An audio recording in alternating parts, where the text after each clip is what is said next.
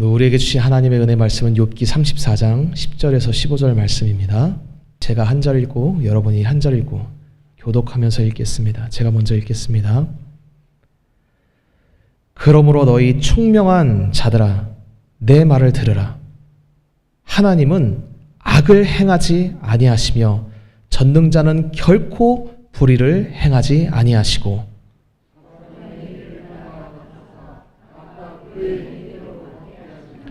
진실로 하나님은 악을 행하지 아니하시며 전능자는 공의를 굽히지 아니하시느니라.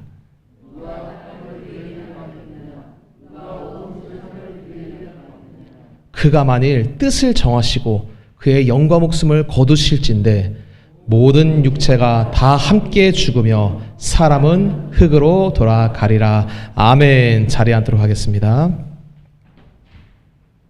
네, 할렐루야. 할렐루야.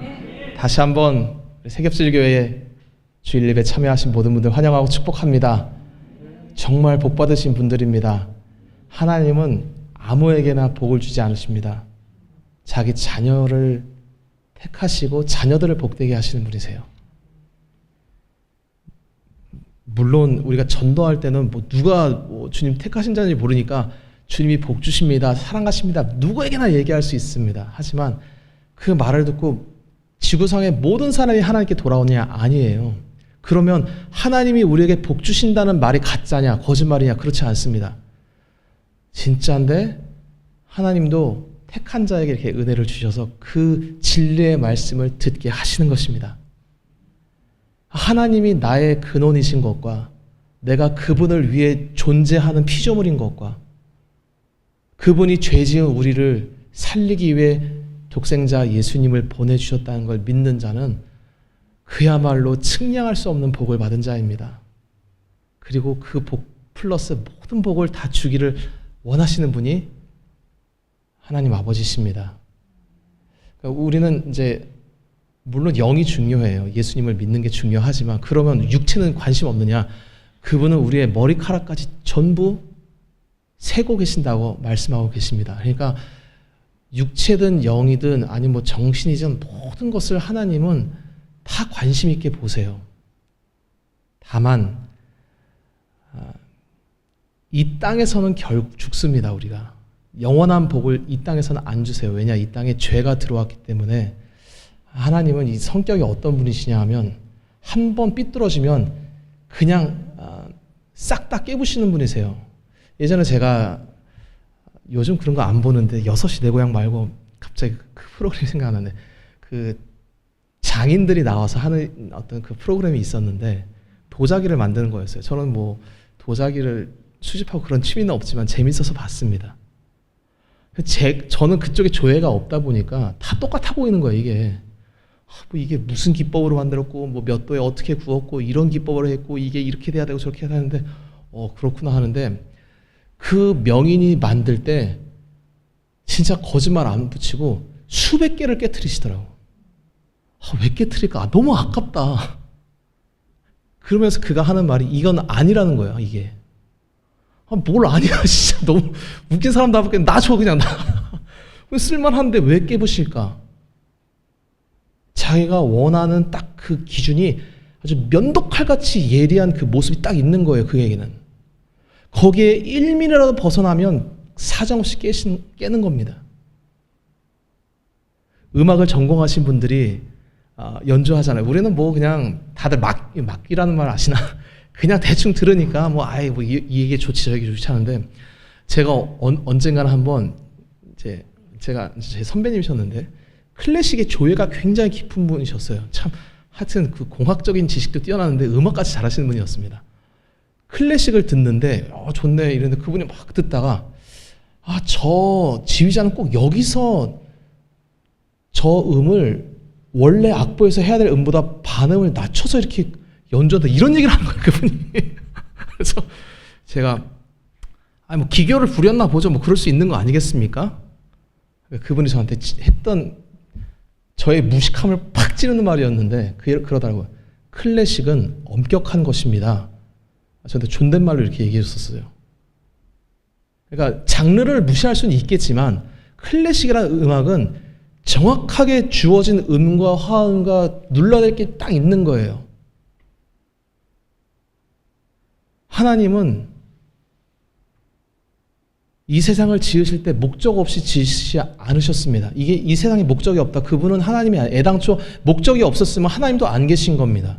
하나님도 계시고 이 세상이 존재하는 목적도 있든지 아니면 목적도 없고 하나님도 없든지 이건 같이 가는 거예요. 그분은 목적 없이 어떤 일을 행하실 수가 없는 분이십니다. 하나님의 영원한 속성이 그런 분이세요. 우리를 만드셨을 때, 지구를 만들었을 때, 우주 만물을 만들었을 때 우리는 사실은 그분에 대해서 0.00001%라도 아는 게 거의 없어요. 이 성경 왜 좋냐? 이 성경이 하나님에 대해서 우리 다 모릅니다. 다만 구원을 얻을 수 있는 충분한 지식은 담겨 있어요.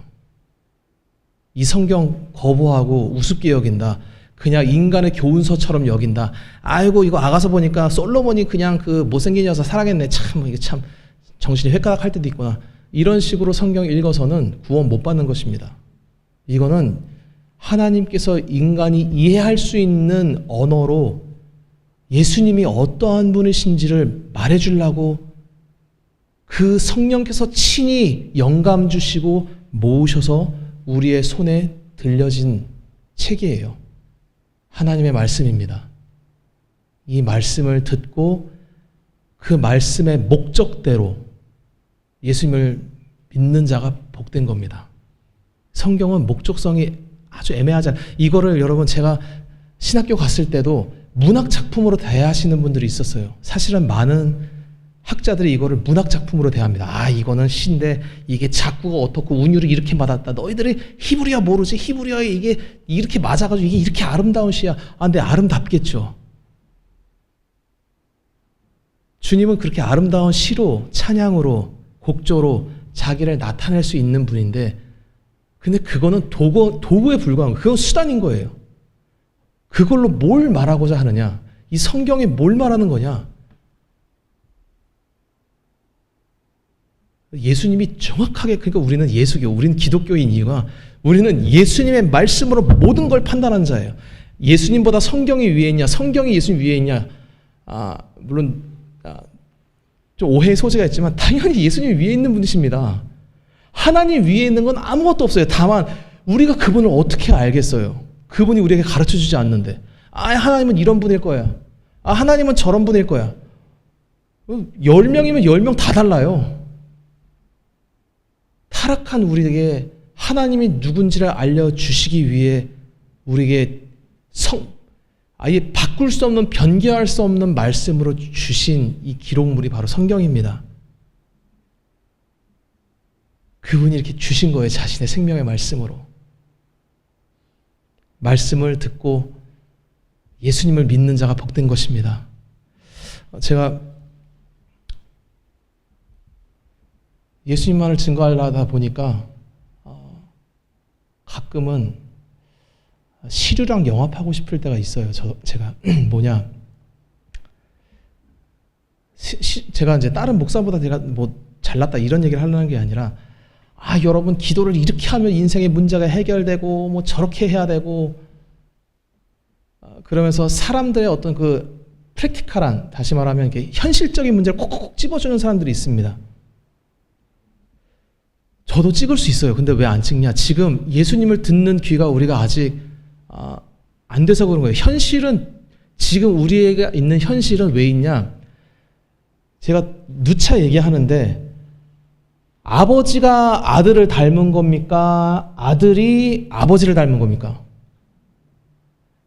아버지가 아들을 닮은 거다. 1번. 아들이 아버지를 닮는 거다. 2번. 1번이에요? 2번이에요? 2번이에요. 난 1번이라고 생각하시는 분. 그분들은 빨리 그분은 교회가 필요한 게 아니라 병원이 필요하신 분이에요. 병원에 가셔야 됩니다.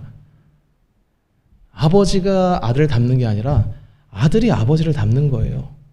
내 인생의 고난과 역경과 기쁨과 슬픔이 있고 그걸로 예수님을 끄집어 당겨가지고 내 인생의 기쁨, 감정과 인생의 문제를 해결하기 위해 예수님이 후순위로 존재하시는 분이 아니라 창세전에 이미 하나님이 그렇게 하시기로 적정하시고 그분의 형상과 속성을 반영하도록 우리의 인생이 존재하고 있는 것입니다.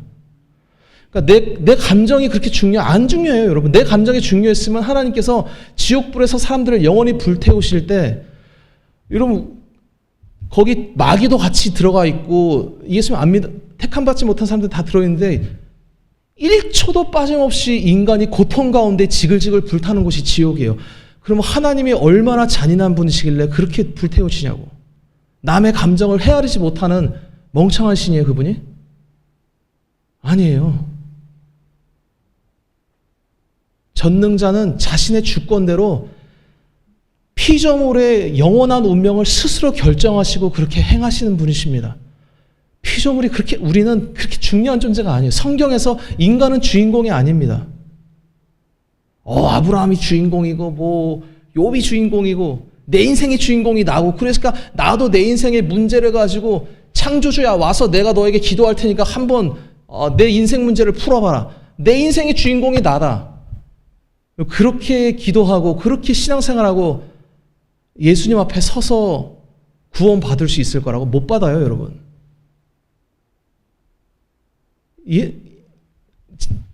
제가 이미 사도 바울 말로 제가 얘기하듯이 제가 이미 이루었다 함도 아니고 온전하다 함도 아니고 저도 달려가는 중입니다. 여러분도 달려가셔야 돼요. 성경에서는 구원 문제를 창세기부터 계시록까지 느슨하게 얘기하는 법이 없습니다. 어린 양 먹을 때 허리띠 띄어라, 신발 신어라, 막대기 지팡이 짚고 먹으라 그래서 서서. 왜? 구원 문제라는 거는 구약부터 신약까지 엄중한 문제. 여기서 살짝 빗나간다, 영원한 지옥에 빠지는데, 지난주인가 누가 우리 사모한테 물어봤다 그러더라고요. 지옥 가면 못 나오냐고. 여러분, 지옥 가서 나올 수 있다면 예수 안 믿어도 됩니다, 진짜로. 물론 그래도 믿어야 되겠지만, 지옥에 가서 만약 나올 수 있는 소망이 있다, 거기에 소망이라는 곳이 있는 것이다, 예수 왜 믿어? 그러면 그냥 살다 나오지. 왜 예수 믿는 게 이렇게 서먹사가 강조하고 얘기를 하느냐? 여기서 실패하면 기회가 없어요. 그냥 지옥에 가면 아무리 고통스러워도 못 나오는 것이 지옥입니다. 반대로 천국에 갔다, 이 땅에서 내가 북한 사람으로 태어나서, 어제 제가 그 북한 선교 기도회원 갔다 왔는데, 북녘 동포들, 하나님이 택한 백성들, 지금 우리 중에 있는, 물론 이거 수치화할 수 없지만 제일 이 중에서 비참하고 제일 힘든 인생 살고 있는 분이 누군지 모르겠지만 그걸 비교할 수 있다고 한다면, 그분이 북한에 가면 북한에 있는 우리 형제들 중에 제일 복받은 사람으로 넌 어떻게 그렇게 복받고 사냐라고 그들이 얘기할 겁니다. 그 참상을 이론 말할 수가 없어요. 공산당 빨갱이는 빨리 무너져야 되는 거예요. 하나님을 대적하는 더럽고 추악한 마귀의 교리입니다, 그거는.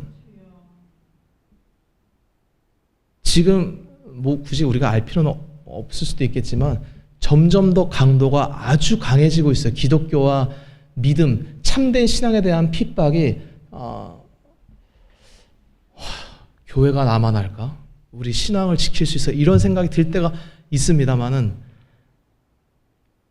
저도 저 자신을 장담할 수 없어서 주님께 늘 무슨 얘기하냐, 주님 도와주십시오. 제가 작은 유혹에도 넘어질 뿐만 아니라 큰 환난이 왔을 때 예수님 부인할 수 있는, 얼마든지 그 예수님 버리고 나 살겠다고 교회도 버리고 성도도 버리고 가족도 버릴 수 있는 죄성이 제 안에 있습니다. 도와주십시오. 도와주십시오.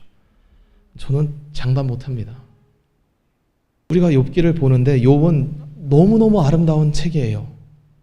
욥기는 창세부터 계시록까지 물론 많이 써져 있는데 아주 집중적으로 하나님이 인간의 몸을 입고 오셔서 우리 대신 고난당하신다는 것을 아주 소상하게 이야기해 주는 책입니다.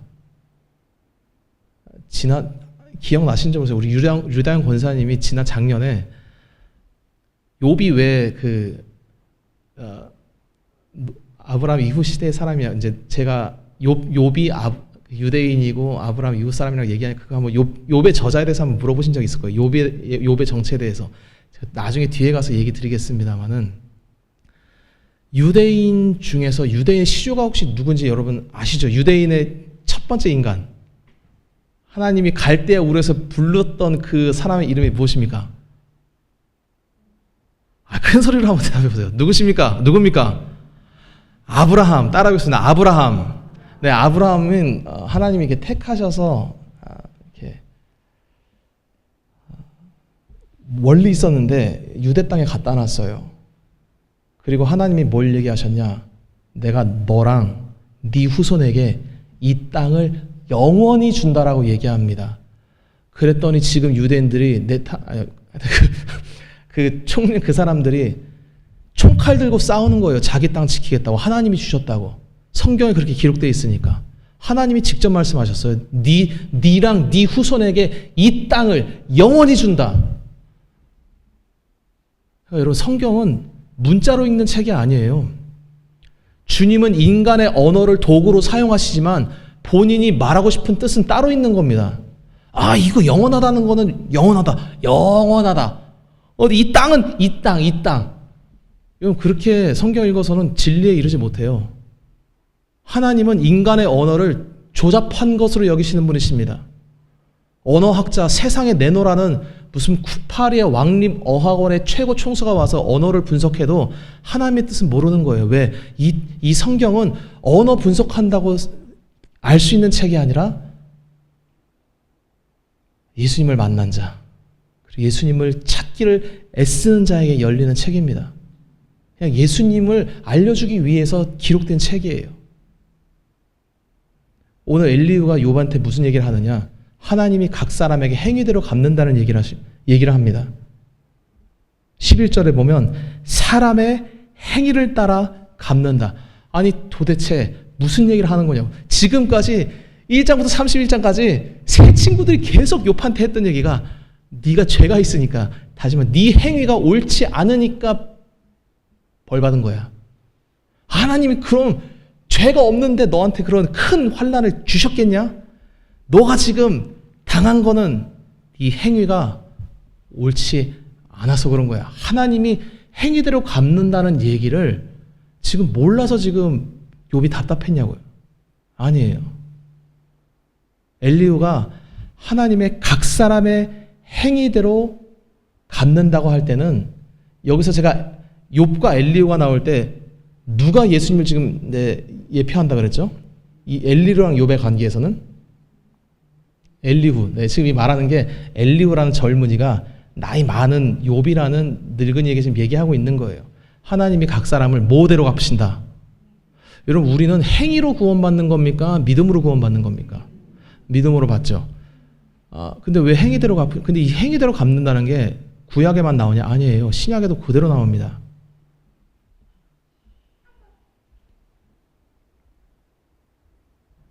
요한계시록 22장 12절만 우리 좀 같이 한번 읽어보겠습니다. 시작. 보라, 내가 속히 오리니 내가 줄 상이 내게 있어 각 사람에게 그가 행한 대로 갚아주리라. 그러니까 행위대로 갚아준다. 행한 대로 갚아준다. 이게 성경 전체에 흐르는 하나님의 공입니다. 너가 행한 그대로 내가 갚아주겠다는 거예요. 유대인들이 이 말 듣고 내가 옳게 행해야 되겠구나. 하나님의 뜻대로 행해야 되겠구나. 다 그렇게 생각해요. 그렇게 하고 버림받은 민족이 유대 종교입니다. 유대인들 똑똑했어요. 행위대로 하나님 갚아주는 거 이거 몰랐냐? 알았어요. 성경에 예수님이 행위대로 갚아주신다고 할 때 그 의미가 아주 정확한 겁니다. 우리 13절 같이 읽어보죠. 제가 넘기려고 했는데 13절 시작. 나는 알파와 오메가요 처음과 마지막이요 시작과 마침이라. 아멘. 제가 아까 말한 아들이 부모 닮는 거랑 연관이 있는 내용인데, 여하간 주님이 이 모든 일을 왜 이 세상을 이렇게 만드셨고, 왜 인간이 타락했고, 왜 나는 이렇게 태어나서 왜 이렇게 고난받고, 왜 주님은 이렇게 행하시고, 왜 이런 결론을 만드느냐, 이 모든 것을 예수님이 직접 연출, 각본 전부 다 쓰셨다 이 뜻이에요. 예수님이 본인의 뜻대로 이 모든 것을 지금 이렇게 하고 있다 이겁니다. 우리한테 요구하시는 행위가 뭐냐? 14절 같이 읽겠습니다. 시작. 자기 두루마리를 빠는 자들은 복이 있으니 이는 그들이 생명나무에 나아가며 문들을 통하여 성에 들어갈 권세를 받으려 함이로다. 아멘. 자기 두루마리를 빠는 자, 이 행위를 한 자가 구원받는 복된 자입니다. 이 두루마리라는 거는 로브, 이제 걸치는 옷, 요즘 말로 그냥 옷이라고 보면 돼요. 2000년 전 단어라서 조금 어렵습니다만 어려운 게 아닙니다. 자기의 옷을 빤다, 세탁하는 자, 깨끗게 한 자가 복이 있다. 우리의 의복을 뭘로 깨끗게 할 수 있겠습니까? 큰 소리로 대답해 주시죠. 뭘로 깨끗게 할 수 있습니까? 예수님의 보혈, 할렐루야.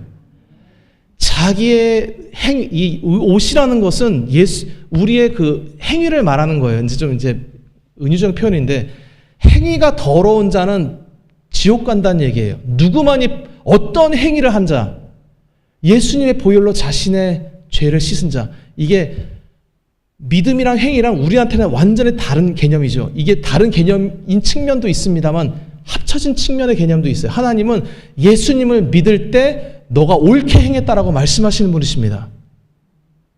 무슨 행위를 말하느냐?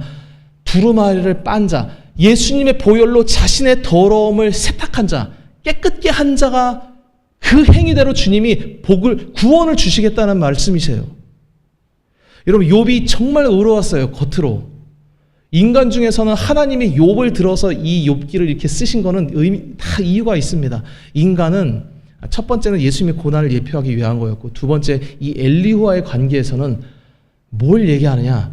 어떠한 인간도 하나님 앞엔 죄가 없을 수가 없는 거예요. 행위의 죄를 말하는 게 아니에요. 우리 안에 근본적인 죄를 말하는 겁니다. 우리는 죄가 없던 시절을 모르니까 아담과 하와가 얼마나 의로웠는지 몰라요. 여러분, 그때는 물론 아담과 하와라고 하나님에 대해서 100% 다 알았냐? 그럴 수는 없죠. 하나님은 창조주신데 어떻게 피조물이 다 알겠습니까마는 우리보다 훨씬 많은 것을 알고 있었습니다. 그런데 아담과 하와도 모르는 게 있었어요. 근데 모른다고 할지라도 욥이 지금까지 막 얘기한 것처럼 주님은 왜 이렇게 하셨지? 내가 의롭게 행했는데 주님은 왜 나랑 다르게 행했지? 그런 마음에 죄악된 논쟁의 마음이나 의구심, 정확히 이게 전부 불신의 죄악입니다. 없었어요, 그때는. 하나님을 향해서 하나님 왜 이렇게 하십니까? 이 자체가 내가 죄가 있다라는 증거예요. 그 자체가 죄입니다. 죄가 없을 때는 우리 마음에 어떻게 반응하느냐? 하나님은 절대적으로 오르십니다. 심지어 너는 죽어야 된다 얘기하면 죄가 없을 때는 어떻게 반응하냐? 내가 왜 죽어야 됩니까? 이렇게 반응 안 나와요. 죄가 없을 때는 어떻게 반응 나오냐? 나를 죽이셔도 주님은 오르십니다. 심지어 어떻게 나오냐? 넌 지옥 가야 된다 하면 이를 부득부득 깔면서 저 죽일 창조주 이렇게 나오지 않습니다. 내가 지옥 가도 영원토록 찬양받으실 하나님이십니다. 죄가 없을 때는 이렇게 나오는 거예요. 욥도 죄인이에요. 욥은 고난받았을 때 옳은 얘기를 결국 못합니다. 그래도 크게 죄잖냐 이건 아닌데 근본적인 죄를 말하고 있는 거예요. 인간이라는 것은, 피조물이라는 것은 하나님 앞에 절대적으로 영광 돌리고 하나님이 절대적으로 옳다라고 고백해야 되는 존재입니다. 왜? 그게 진짜니까.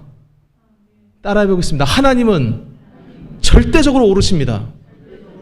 하나님은 항상 오르십니다. 하나님만 오르십니다. 여러분, 이 고백, 이 절대자에 대한 고백이 타락한 이후에 사라진 거예요. 우리는 선악과를 먹고 다 내가 선악의 기준인 거예요. 내 기분이 좋아야 되는 거예요. 내 인생이 펴야 되는 거예요.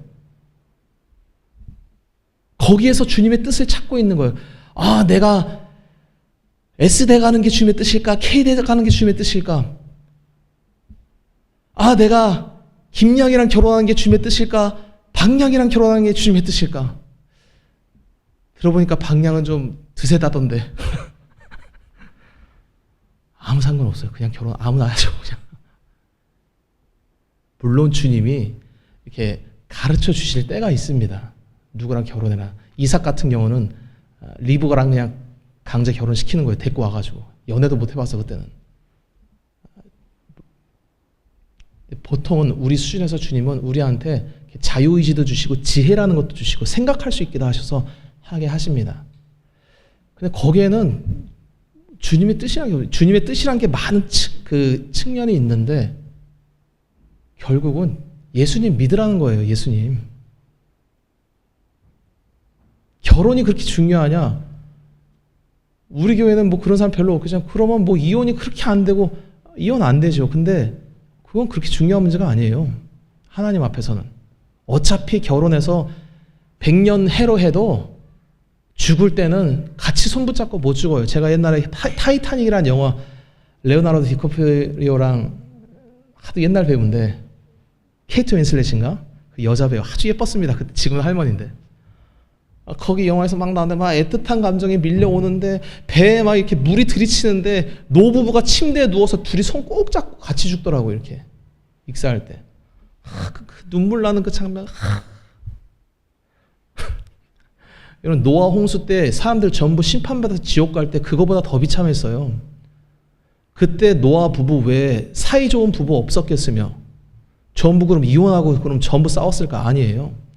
사이 좋은 부부도 있고 우애 좋은 형제 자매도 있고 부자지간에 아버지 오늘 제가 맛있는 요리를 준비했으니까 와서 엄마랑 같이 먹읍시다. 얼마나 행복한 가정 많았는데 예수님을 버리면 그냥 전부 지옥 보내는 거예요.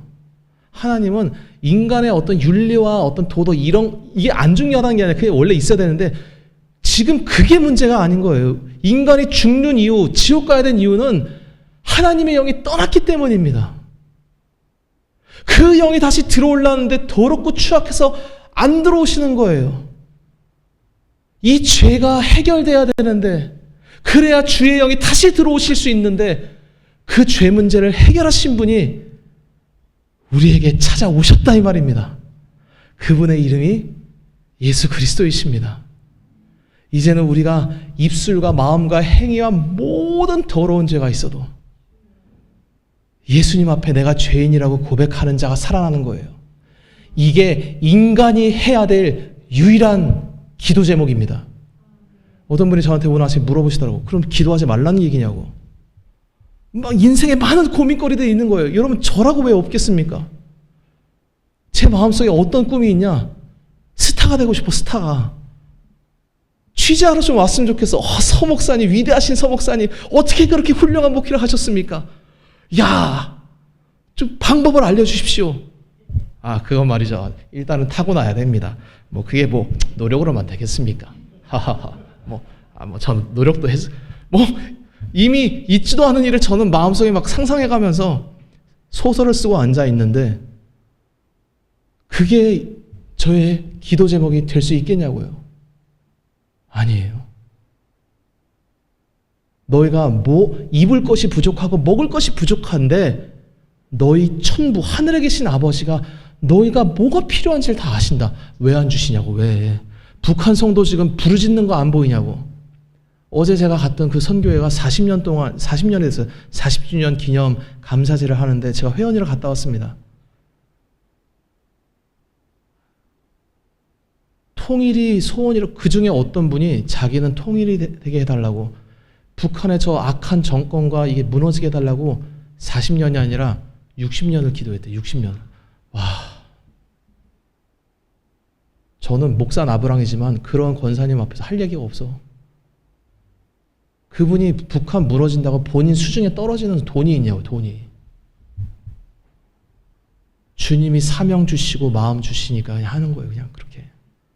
우리는 예수의 일 외에는 구할 것이 없는 거예요. 주님 너희는 그의 나라와 그의 의를 구해라. 그리하면 이 모든 것을 너희에게 더하시리라.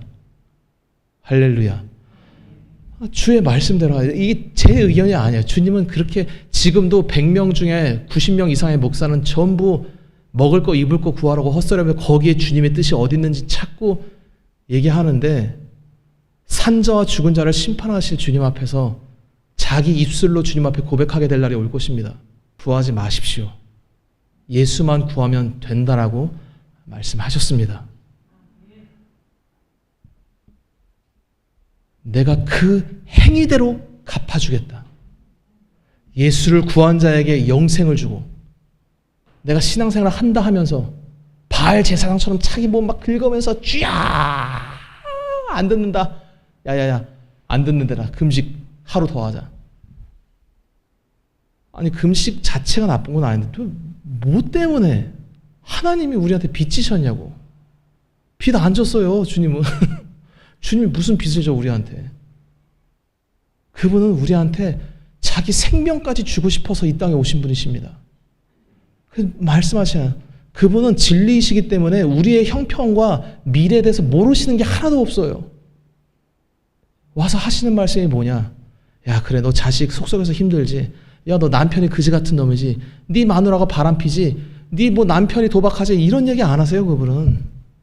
다 없어지는 문제예요. 다 없어지는 문제.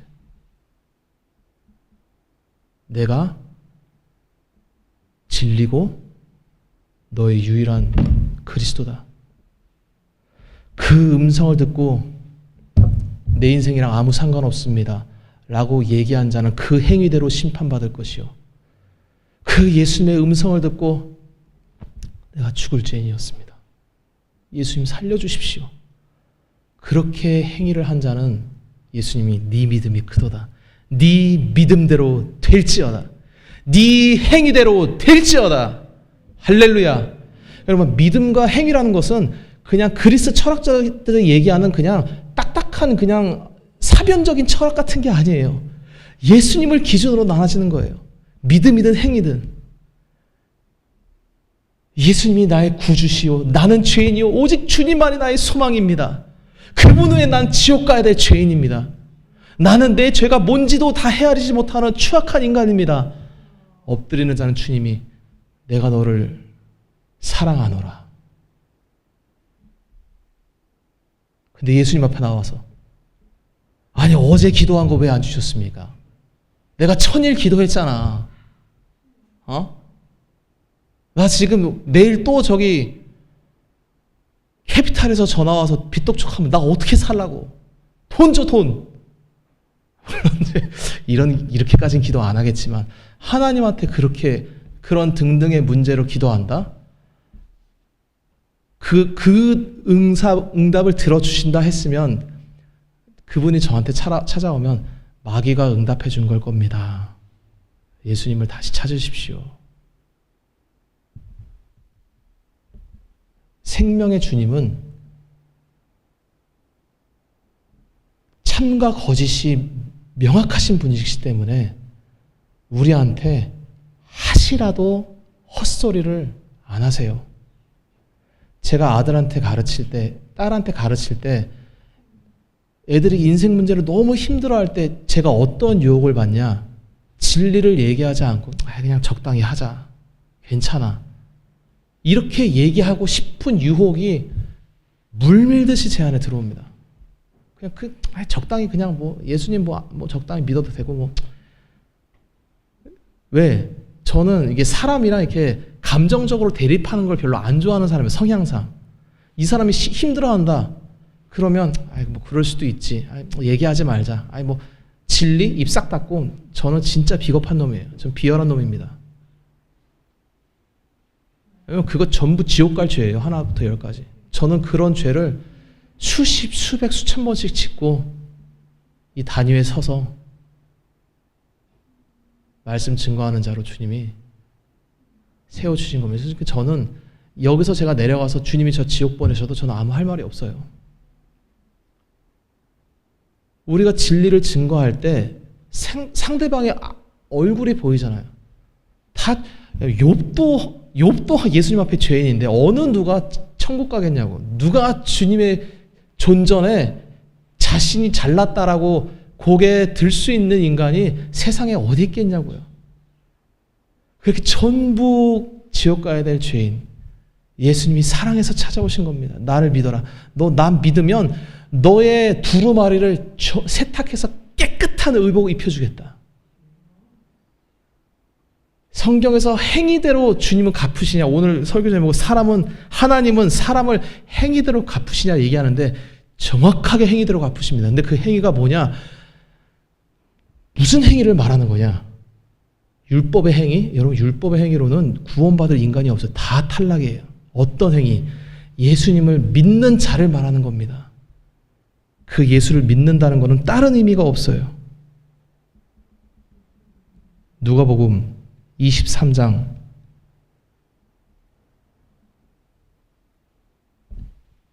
'제가 한번 읽어보겠습니다. 39절. 달린 행악자 중에 이게 어떤 상황이냐면 십자가에 예수님이 달리시는데 아마 대부분 아시겠지만 왼쪽과 오른쪽에 강도, 살인자, 이 죽어야 될 자들, 큰 죄를 짓는 사람들이 같이 달려 있었어요.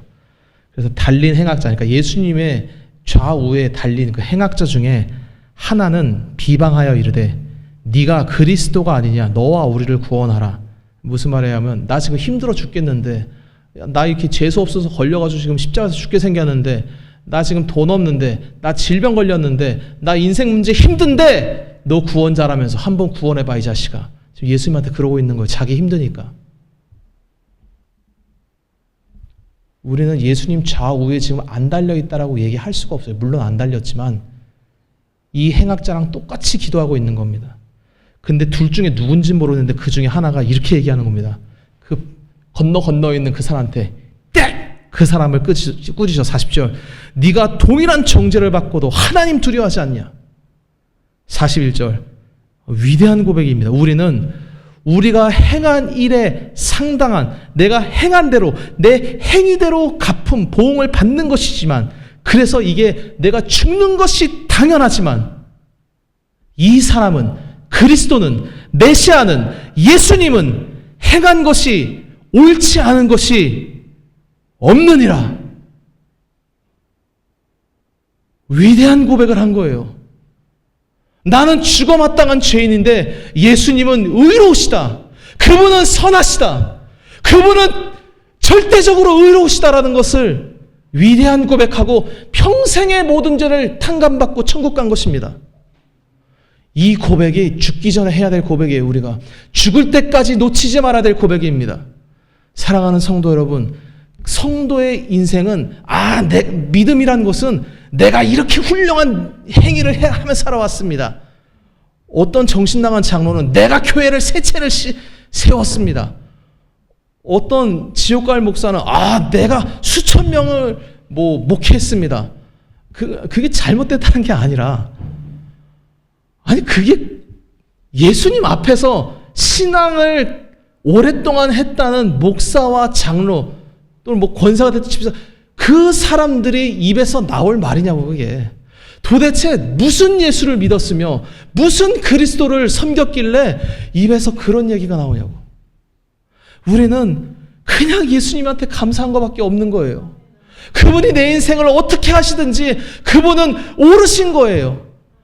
여호와는 나의 목자시니 내게 부족함이 없으리라 할 때 예수님이 이 땅 가운데 그 고백을 하면서 한 걸음 한 걸음을 나아가실 때 예수님의 인생에 결핍이 없었겠어요? 배고픔 많이 당하셨어요. 예수님이 추위에 많이 떠셨어요. 그때마다 예수님이 하셨던 고백이 뭐냐? 사복음서에 안 나와 있죠? 성경에 기록되어 있는 거예요. 예수님이 그때 무슨 고백하셨냐? 여호와는 나의 목자이십니다. 내가 부족함이 없습니다. 헐벗고 추울 때, 못 먹을 때 그렇게 고백하며, 그게 정확히 말하면 죄 없는 자의 고백이에요. 우리는 배고프면 왜 내가 배고파야 됩니까? 밥 주십시오. 그때 여러분 마귀가 와서 뭐라 그러냐? 너 기도하면 돌이 떡으로 바뀔 거니까 기도하라고. 그렇게 꼬시는 자가 마귀예요. 전부 우리는 마귀의 음성을 듣고 그게 예수라고 착각하며 살아가고 있는 것입니다. 저는 누구보다 먹는 걸 여기 권사, 제가 고기 없으면 못 사는 사람, 저는 한 끼만 굶어도 예수님한테 불평이 막 입에서 터져나와, 본물처럼 터져나와. 짜증난다고. 우리 사모가 탄식하더라고. 어떡하려고 그러냐고, 목사가 돼가지고. 아는데 안 되는 거야, 이게. 저도 죄가 넘치니까 내가 힘들면 짜증나가지고 하나님한테 쌍소리가 나오고, 그거 하나하나가 전부 지옥갈자입니다. 이 더럽고 추악한 행위를 예수님이 오셔서 회개하면 내가 너의 모든 행위를 의롭다고 인쳐주겠다.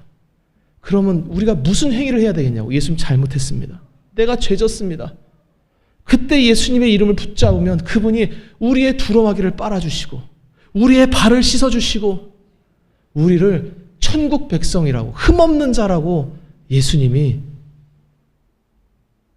선포해 주십니다. 욥기 어려운 책입니다만은 그거 얘기하는 거예요. 욥한테 이게 엘리후가 안 나왔다 그러면 우리가 헷갈릴 수. 욥은 진짜 의로웠나 보나. 욥은 혹시 예수님 없이도 구원받을 수 있을까? 왜냐하면 하나님이 욥기 1장에 하나님이 사탄한테 뭐라 그러냐? 너 온 땅을 두루돌아 봤냐? 욥처럼 온전하고 정직한 자가 없다. 악에서 떠난 자가 없다라고 이게 있을 수 없는 그런 칭찬하세요. 그 칭찬 왜 하시냐? 그냥 사랑하니까 해주시는 거예요. 너가 잘했다 착하고 충성된 종아. 무슨 충성되긴 우리가 다 불충한 종들이지. 왜 그 얘기를 해주시냐? 왜 예수님이 착하고 충성되다는 얘기를 왜 해주시냐? 끝까지 이 행악자, 이 십자가에 달린 자처럼 이 믿음을 끝까지 지키니까. 내가 죄인입니다. 이게 회개예요. 예수님 앞에. 우리는 바람피는 놈을 계속 바람피고. 여러분, 저는 감사합니다. 제가 도박을 안 좋아해요, 개인적으로. 그럼 제가 도박 안 좋아하면 다른 죄는 자유롭겠습니까? 아니에요.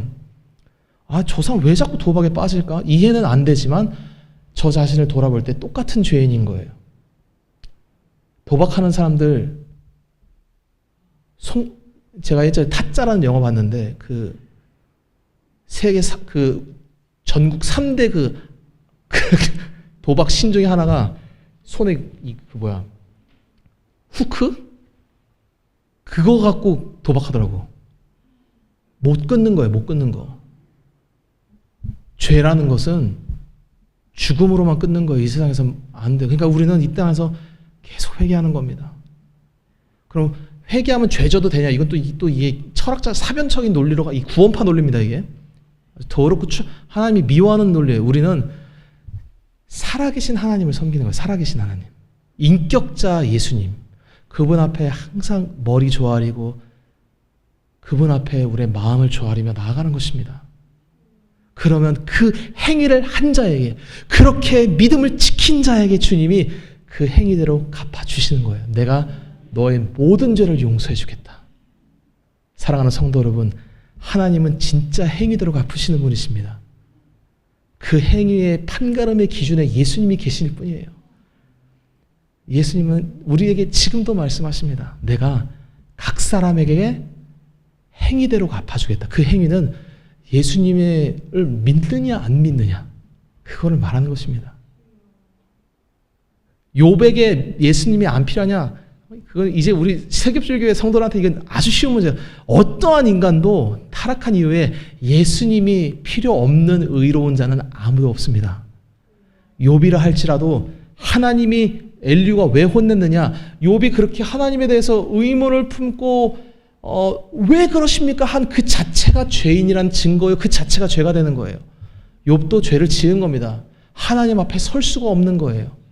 예수님은 자기가 죄 없는데 십자가에 달리실 때 아버지의 뜻을 다 알고 성령에 취해서 자기의 마실 진노의 잔을 남김없이 받으신 분이십니다. 그분은 죄가 없었기 때문에 부활하신 거예요. 그래서 우리에게 생명을 주십니다. 그분의 공로와 행위로만은 우리는 구원받는 거예요. 우리 세겹절교회 성도 여러분들 복 받으셨습니다. 예수님을 아는 자가 복 받는 거예요. 예수님 앞에 달려가기를 힘쓰는 저와 여러분 되기를 축원합니다. 예수님 앞에 열심히 달려간다. 단언컨대 돈 주십니다. 돈 많이 주십니다. 건강 주십니다. 인생 문제 다 해결해 주세요. 우리는 지금 북한 성도로 부름받지 않았어요. 하나님이 각 사람을 어느 나라에서 태어나서 뭐 할지 주님의 계획, 그분이 목자고 주권자이기 때문에 다 인도하는데 지금 우리에게 요구하시는 것이 하나 있습니다. 아우지 탄광에 끌려가라 이런 거 아니에요. 정확하게 예수님을 알라고 세겹절교회로 저와 여러분을 불러주신 것입니다. 그 일을 게을리하지 마십시오. 우리 기독교는 애당초 게으름이랑 관련이 없는 종교예요. 우리는 열심을 내서 신앙생활을 해야 되는 겁니다. 도대체 이분이 왜 오셨나? 예수님이 나한테 돌을 떡으로 만들어 주시기 위해 오신 분이신지, 나를 대신해서 죽으시기 위해 오신 분이신지, 이거 여러분 입장을 좌우간에 명확하게 하셔야 됩니다. 그 입장 명확히 하고 예수님을 믿을 때, 그 행위를 할 때 예수님이 하늘의 복뿐만 아니라 땅의 기름진 복까지 저와 여러분의 삶 가운데, 가정 가운데, 직장 가운데 가득 채워주실 줄 믿습니다. 아멘.